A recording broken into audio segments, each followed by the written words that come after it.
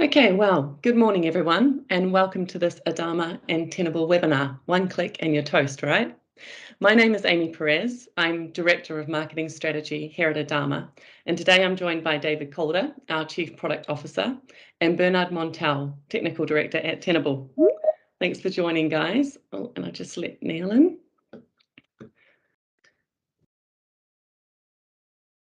So if you have any questions during the webinar, please type them into the chat. I will endeavour to answer them all at the end, and also just to let everybody know that we are recording the session today.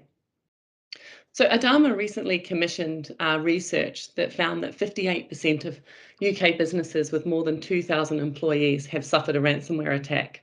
A staggering 67% of those victims confirmed that they paid the ransom.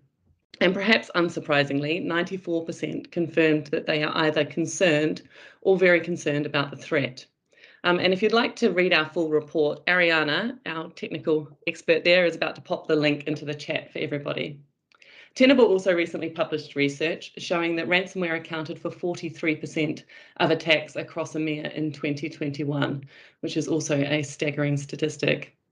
Given ransomware is at such pandemic levels, we thought it was time to debunk some common myths and misconceptions surrounding ransomware and provide some practical advice to help organisations limit the damage done during an attack. So let's start with a very common misconception. An employee receives a phishing email and they click on the link and boom, ransomware is deployed to the organisation. Their data is encrypted instantly. David, is it really game over the second an employee clicks on a phishing email? Thanks, Amy. That certainly doesn't need to be the case.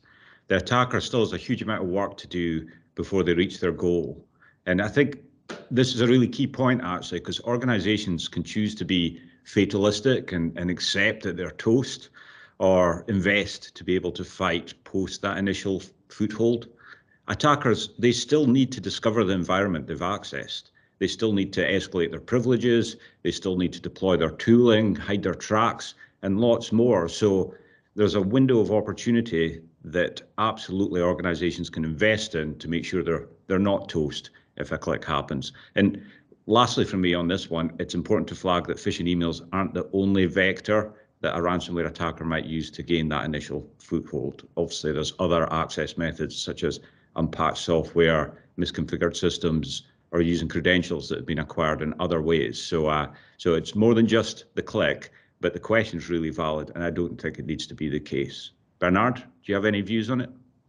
Yeah, thanks a lot, David, because we used to focus all the time on the prime infection, those phishing emails, which is important, by the way. But when attackers are compromising a set of devices, it is just the beginning. It's not the end. And they have, as you said, to discover vulnerabilities within the systems, and not only the network. I'm really covering what I'm calling systems. That could be vulnerabilities in some applications. We've seen recently vulnerabilities on some libraries that can be used. And those are what I'm calling sometimes doors open. So when they are compromising a first target, a first device, sometimes we used to call that endpoint. Now we are calling that entry point. They have to scan themselves vulnerabilities to find out if they can penetrate from one room to another room, and step by step going to what they are targeting. So I think one element which is really important is that part. When to go back to your question, Amy, when they click, it starts, but it's not over. There are many steps before the attackers can access to the target they want to encrypt or steal data or breach. That's just one element we need to keep in mind, that the fact that they have to navigate internally before being able to target, and they use just vulnerabilities, software vulnerabilities or misconfigurations, just to go one by one, step by step, to the target they have already planned to achieve. Sure. So in this window kind of between click and encryption, what actions do you recommend organizations take to sort of limit the damage that can be done? in that time, Bernard? So what is very important is that organizations need to manage their risk. They cannot protect everything. It's impossible to, when there is a new vulnerability, to patch it immediately. That's technically not possible and humanly not possible. What is important, and I think we will certainly discuss about that, is the importance of the human aspect. By having a risk management approach, you are reducing the complexity of the problem. If you take the risk before, then that is really important because you can, like a map, analyze where you focus your effort. And what is very important as well, when you detect there is a compromised device, then try to keep that ascendancy against the attackers. If the attackers is detecting that you have detecting them, they can then launch some dirty attacks against you, like DDoS or whatever, something you didn't expect. If you keep that visibility to them, you can react because you already have done some risk management. You know what part of the system you need to close or potentially just isolate. And one of the examples I have in my mind is the Colonial Pipeline attack. Everybody knows this one because it was a huge coverage from a news perspective. We all think that the ransomwares attacked the OT space. This is not really the case. If you see that, and that's completely public, what's happened is the ransomware came on the IT, but certainly they had a target to shut down the OT system. But what's happened is that the OT has been shut down by the security practitioner, by the security team. So they took the responsibility to stop the attack because they knew what was risky in their case. And they tried to shut down the attack by they were afraid about that the ransomware will go there. So they decided to themselves take some decisions and manage the risk. That's really important. We have that in mind. Sure. Must have been a difficult decision for them to take, I'm sure, at the time. Oh, yes. Sorry. David, do you have any thoughts on this one? What people should be doing in this window? So I think, so the biggest advantage that the defender has really is the time to prepare in advance of an attack. Preparation is absolutely the key to minimizing impact, reducing that risk that Bernard talks about, investing in, first of all, avoiding the attack, but also having an effective response. We call it kind of keep them out and get them out. So as Bernard says, the attacker has to find a path to their goal, and you as the defender, you want to deny them access through that path, through that chain of vectors that they're going to use to get to that goal. And you also want to make it so that they are noisy as they do it. By making it difficult for them, you want them to create noise so that you can detect them, because then your whole organization mobilizes and is behind defeating this attacker. So you want to prepare the environment using intelligence that's available on attacker methods to close those doors that they'll look to use, and also drive up visibility of them knocking at those doors. So I think that's a really key thing, discovering and understanding your environment in that context. And it's a big ask, I totally recognize that. But, as Bernard said, prioritizing the patching of relevant vulnerabilities and misconfigurations, removing unnecessary privileges and securing those that are needed, and enabling the right visibility, such as enabling PowerShell logging, for example, that'll give you huge visibility. So those are some of the things that you can do.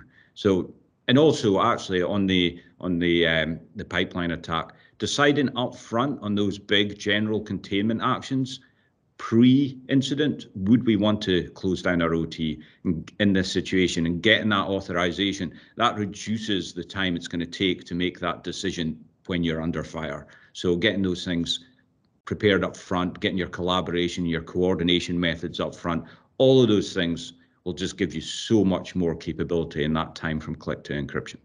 Sure.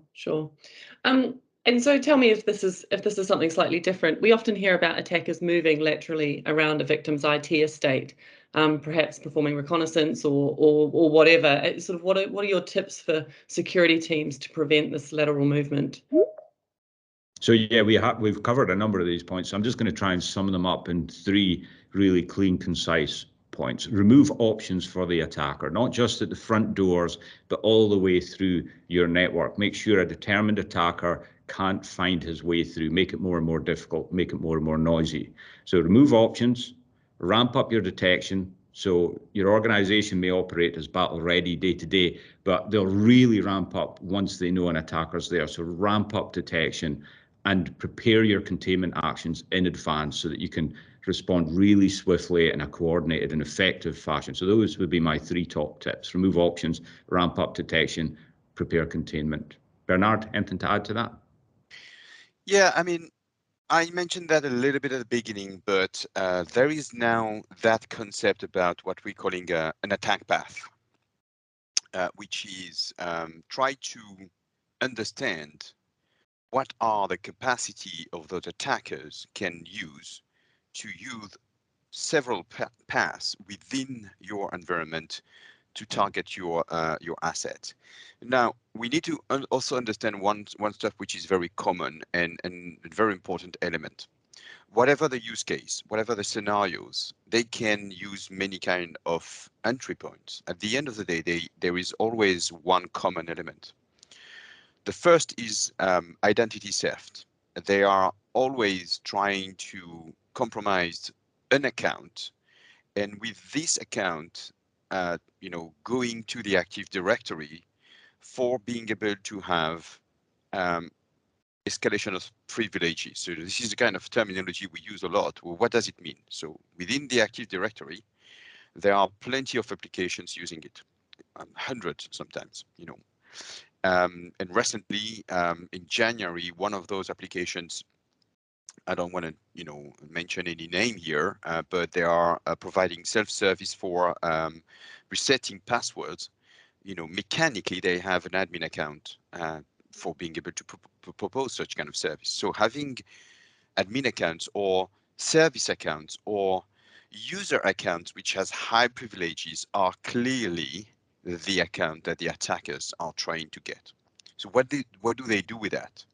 As soon as they can compromise those accounts by navigating through the entry points, they go to the other place. This is exactly what you said, I mean, regarding moving laterally.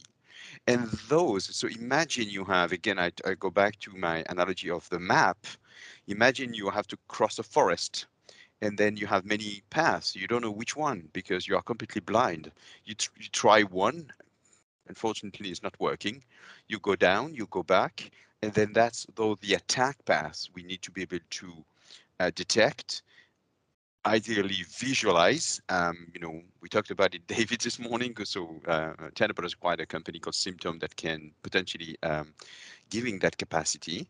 But more than just visualization, as soon as you know that there is a potential attack path, then look at that like crazy, monitor it, try to find out if that attack path can be used.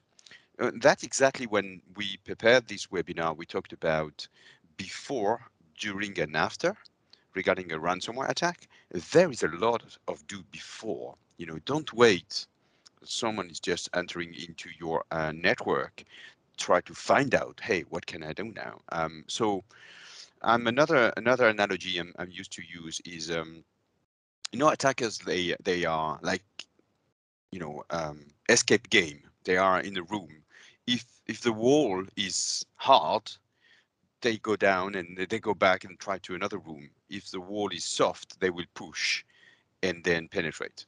So the attack path elements, Active Directory, and in all the attack paths, there is an Active Directory in the middle.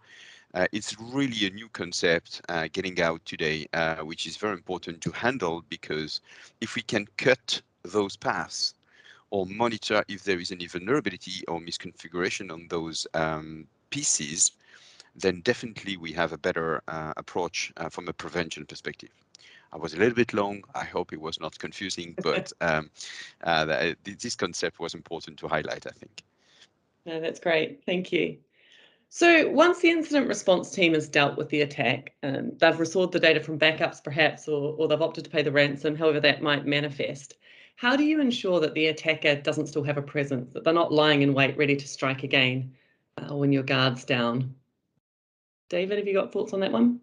Yeah, absolutely. So I guess there's a kind of low level and a high level to kind of think about this one. So at a low level, at an asset level, for example, you want to look for indications of compromise on those assets. You've maybe isolated them. You want to reintroduce them. You need to look for IOCs, see if there's any kind of beacons, methods of persistence, etc. And you also want to assess the security controls on those assets and make the call whether you've got confidence in reintroduction or if you're best to replace it. At a higher level, really what you want to do is have built a picture on the means, motive, and opportunity of the attacker, the MMO. Ransomware is a crime. MMO has been a method used for a long time to understand attackers. So building an understanding of the means, motive, and opportunity means that you start to understand who it might be. That might allow you to pull more intelligence into the picture. And then you can apply that knowledge to determine whether you think you've mitigated against their means so that they can't come back into your environment. You've closed down their opportunity or even potentially exhausted their motivation. Because what we've seen in attacks is that it appears that ransomware actors are quite often running 5, 6 campaigns at the same time. It's not just you as an organization that has an attacker. That same attacker might be operating 4, 5, 6 different attacks at the same time. And if you wear them down, if you remove their opportunities, if you mitigate against their means, and potentially you'll ultimately exhaust their motivation and they'll move on. So being really vigilant and proactively making sure there's permanent eradication is really what you need to do. Bernard, anything you would add? So, I mean, the ransom, do we pay? Do we not pay the ransom? That was the major question that the whole industry, and so there are many roundtables around that. So I know a couple of examples where, again, I will not share any company name, but they pay the ransom. And then the attackers were just struggling to decrypt the data because, at the end of the day, they didn't really focusing on being clean on that part. So when a company is paying a ransom, we have to keep in mind that when you are under attack with a ransomware, the clock is ticking. Every single hour, day, you are in a crisis management with many aspects. There is obviously the technical aspect, trying to get the data back from a backup, from the advisory guys, or just because sometimes, not all the data has been encrypted and you need to visualize and to understand the impact from a human perspective as well, because people suddenly, they don't have access to their data. And from a business perspective, but I want to also talk about, I've been myself once in a SOC as a vendor. We do POV, and then suddenly our customers were under attack. I spent 4 days there, and I've seen them trying to find to answer 3 questions. What is the impact? Where those data has been encrypted or breached? The second is very important, is how, because if you don't understand how, you won't fix those attack paths. Again, you will be blind. You will be in a position where, number one, potentially there is another attack, the day after. Sometimes today there is a kind of a double extortion where they breach the data and they encrypt it. Okay, so, and if you don't understand exactly where that has been located, and the example I gave for Colonial Pipeline, potentially cutting, some networks to be able to isolate, they come back. And the third one, which is something which is sometimes just let on the side, and it is much more complex, it takes weeks, sometimes months, is who. Because if you do some forensics before, or some analyses, like if you have a cert, if you, for example, Adarma can help your customers to understand the threat groups that we have in front of us, then immediately you can understand who do you have in front of you. If you understand who do you have in front of you, then you can react differently. Some of the organization never give the key. Some of the organization, they are here for just deleting data forever. So don't even ask, because you never have the answer. So that's very important. Those ransomware groups have different behaviors. They are not linked to all the same kind of organizations, so you need to do that as well. You need to understand who. So those are the three elements, which are important. I just wanted to articulate why. So what, how, then you can fix, and who, then you can react. Sure. Thanks, Bernard. So I'm really interested in the kind of people element of all of this. So you've got your teams on the ground responding, and it's got to be an incredibly stressful time for those teams. Kind of, how do you look after them and ensure that they're performing, I guess, optimally as a team? Because the response to a ransomware attack can take a number of days or weeks, or an extended period of time. So how do you look after those teams? How do you manage any kind of internal suspicion? David and I, we spoke about it may be the people who are trying to fix the problem whose credentials have been compromised. So how do you kind of deal with that element of, is it an insider threat that you're dealing with?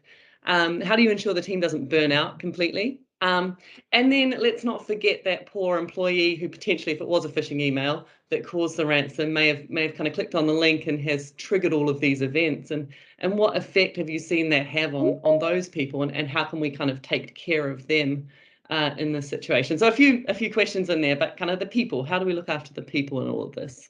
Big questions in there. Thanks, Amy. I think at risk of sounding like a broken record, plan this up front. I know plans can change when an attack actually happens, but having a plan there for your people to rally around is a really great start. Plan how you will collaborate, how you will prioritize, how you will resource an incident, because they can run for a long, long time. So plan contingencies for losing key people and capability, and how you're going to backfill that and how you're going to support that. Because you're going to be asking for real heroics from people. I've seen people, working 24-hour shifts, unable to really rest, sleeping on chairs when they can sleep, and so keep in mind that some people will be doing very long shifts. You'll be asking them to do so. So know how you will support them in coping with this. Otherwise, they'll burn out. And when people start burning out, you start to lose momentum. So really critical to kind of look at all of that up front. And also, I think up front, ask for leadership from all levels of the organization, from the board down to the techies. Ask them and kind of help them figure out how they're going to look out for each other through this experience. Simple things like making food available, drink available, how people are going to get home, as simple as possible, are really important decisions to make as quickly as possible. I've found that having ice cream available through the nights during these types of incidents are just a real boost for people. So those are some kind of basic things you can kind of plan up front. Also, from a business point of view, up front, kind of figure out how you're going to manage competing priorities, or sometimes conflicting priorities.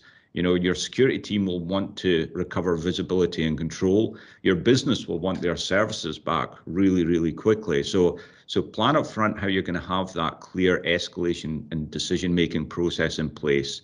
The business and techies do speak different languages, so plan for a command and control center for each of them with active kind of executive management across those to keep them really kindly tightly linked. With regards to those sysadmins and such like, that their accounts will be targeted because they're the privileged accounts, and those will be the people that you'll be asking to make the recovery. So just be really close and supportive to those people. There will be the question asked, oh, that's John Doe's account. that's been used to compromise those machines, and now we're asking John Doe to recover those machines. What do we do? So, you know, have that planned up front. You know how to re-provision accounts to these individuals so that they can get on with their job and do a good job for you, and have separate kind of forensics capabilities that can kind of work through some of that paranoia and close it down and not get in the way. So hopefully I've answered all the questions. There was a whole bunch in there, but the main thing is people will get you out of this situation. So plan how you're going to support those people through the situation. Bernard, anything from you? Yeah, I mean, the human aspect is very important. We don't have to underestimate that. You know, the person, the employee that has clicked this phishing email has certainly a kind of a very high guilty. You know, this employee is really feeling guilty about that. We just have to educate that anyone today can click. You know, there is a lot of education. We still need to have trainings upfront before, but you know, attackers are right now using some very emails which are highly clean. Then you are certainly clicking on it. So number one, you know, they shouldn't be guilty on the fact that they've been part of the stopping the organization. How they know that? Because most of the time, you know, the incident response team is taking their laptop. Okay, so they are certainly, oh, I'm concerned. So why did you get my laptop? Potentially because you clicked on it.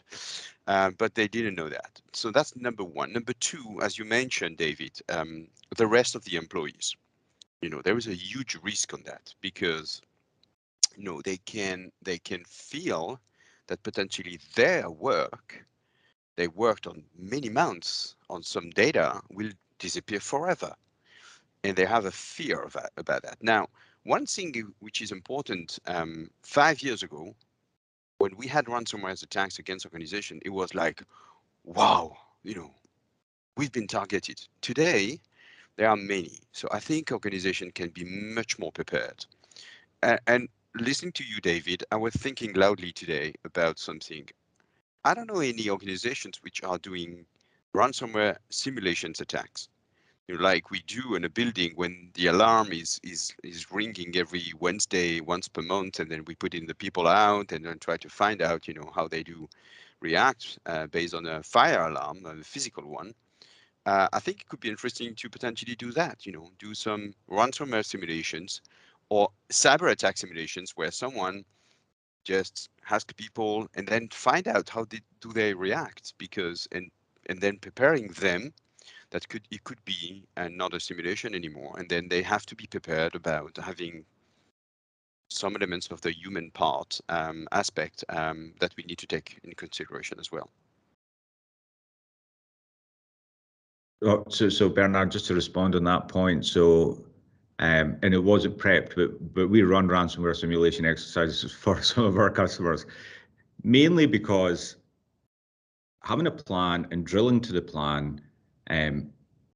My experience has been walking into ransomware scenarios is for a period of time there is shock because people have had a crime committed against them, against their organization, and that is a shocking experience.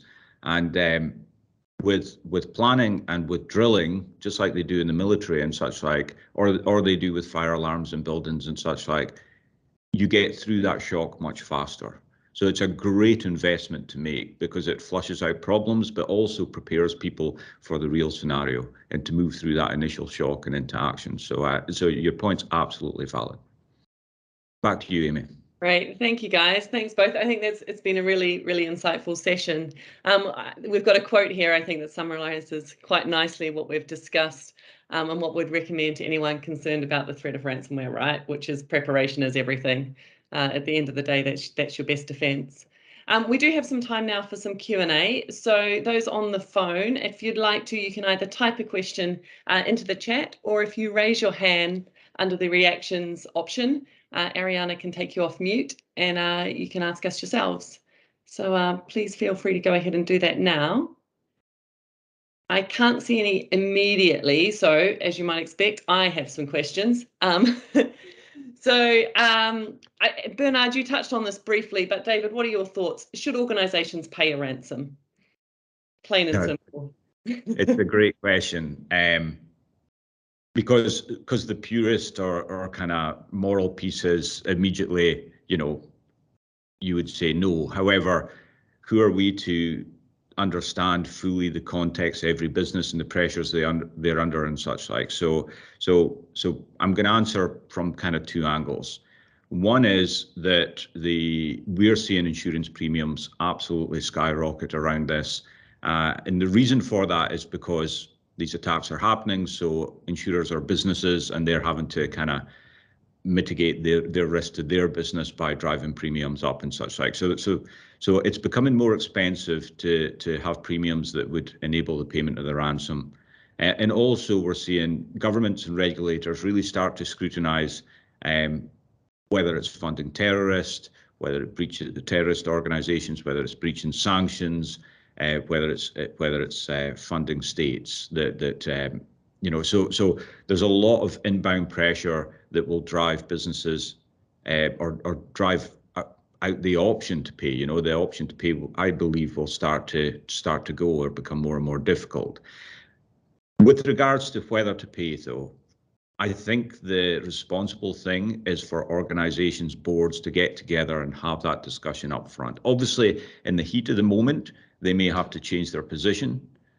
But if they've had the discussion up front outside the crisis moment, then they're more likely to be able to come to a balanced decision that they're comfortable with. So that would be my advice. So I'm not advising on whether organizations should pay or not. The kind of moral and ethical piece is really clear. The government, the regulator, and the insurance piece is unfolding. But my big ask would be for organizations to have that discussion up front. Sure, absolutely. And this is another perhaps controversial question. So who's at fault? Who's accountable for these attacks? Is it the person that clicked on the malicious link? Is it the CISO? Is it the CEO, the board? Who should we be holding responsible? Bernard, do you have a shot at that one first? That's a very interesting question. I don't think there is any reliability on a single person because obviously the CISO need to reduce the risk, and the risk need to be managed and reduced or accepted. But we all know that there is no zero risk doesn't exist. Zero trust does exist today, so we have to be able to apply that kind of behavior, but zero risk doesn't exist. So what is important is if you are managing properly the crisis, and there were one stuff we didn't talk about is communication. Mm-hmm. Communication externally, communication internally, and that is also, answering partially to your questions, which is if you do communicate, you then take governance about your security. And if you have a governance, then definitely, your responsibility is lower. If you don't have a clue about what's happened, if you don't have any plan, if you never tested disaster recovery and business continuity plans, if you don't, scan any vulnerabilities and patching them, if you don't have any tools and process and people around those preventions regarding vulnerabilities, whatever they are, the nature, then certainly you have much more responsibility than anything else. But I wouldn't say that, I'm not talking about any legal aspect here, but I wouldn't say that there is only one person in the organization which is responsible. It's a combination of elements, but communication is key.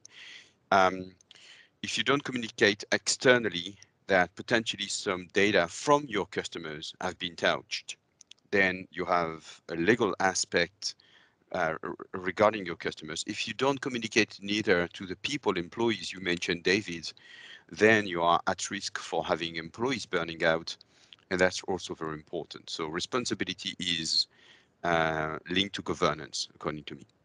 Sure. I think that's really fair. So just to wrap up then, one final question, if you can give me a quick fire answer. So for the people on the call that are thinking, I'm already doing all of this, I already have all my systems in place, what can you give them one more thing they should be doing to kind of limit this risk of ransomware? So I'm gonna tie this back in with my thoughts on what Bernard just communicated on as well, which is beating ransomware as a team game. So I don't think any individual is to blame. I think that view it as a team game. So how you would play football or any other sport, if there's another member of the team that's not getting involved, that's not playing their part, as a team, you've got a responsibility to pull them in. So I think recognize ransomware as an organizational wide issue. It's a team game, and just get out there and get people talking about it, get organized around it, get the board talking about it, get the community talking about it. That would be my top tip. Bernard, your last top tip? So keep an eye on the threat landscape. Be aware about what's happened out there. If you were working on ransomware, again, 4 years ago, a lot of stuff has changed today. So every morning, have your teams. The CERT is that for that, and then having the CERT and the SOC working together. Being able to prioritize if you have vulnerabilities are popping up, then you are sure that if you know how they do operate, if you know that potentially you have some vulnerabilities that are linked to how they do operate, patching them, because and only those, because again, you cannot patch everything, but Sure. having an eye every morning to what's happened. We've seen recently some lapsus group. We've seen county code has been linked. We've seen a lot of very, very fresh information. That is something that companies need to do every day. So that's really important. We keep an eye. Just don't sleep on that, because otherwise, you'll be out of sync regarding what's happened really technically by those groups of organizations. Sure, great advice. It doesn't look as if we've got any questions from the audience. So with that, I'd like to thank everyone for attending. If you do require any assistance in getting your organisation ready for a potential ransomware attack, please feel free to contact us. We're on help@adarma.com. But otherwise, thank you everyone, and enjoy the rest of your day. Thanks, guys. Thanks, Bernard. Thank you. Thank you. Bye. Cheers. Bye-bye.